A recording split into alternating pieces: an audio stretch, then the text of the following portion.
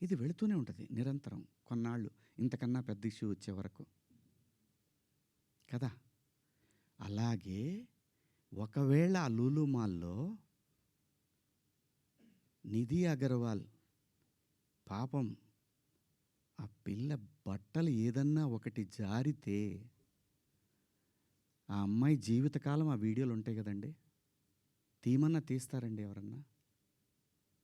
నన్ను చాలా ప్రొవోక్ చేసింది ఆ ఒక్క సిచ్యువేషనే.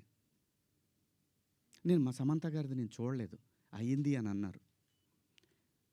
నేనంటాను మీరంతా ఇప్పుడు నేను చెప్పిన మాట ఏంటి, అమ్మా మనకెందుకు ఈ దరిద్రం, ఇట్లా జనంలోకి వెళ్ళినప్పుడు కాస్త మంచి బట్టలు మీరు ఏమన్నా వేసుకోండి, చీరలు కట్టుకుంటారు. ఇప్పుడు మీరు వచ్చారమ్మా, చక్కగా నిండుగా వచ్చారు, ఎందుకు వస్తారు?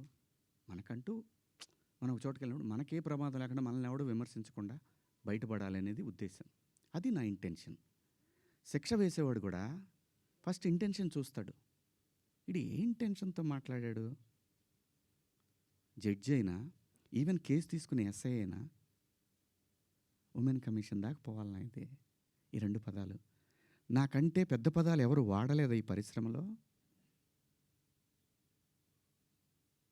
నాన్నే ఎందుకు మీరు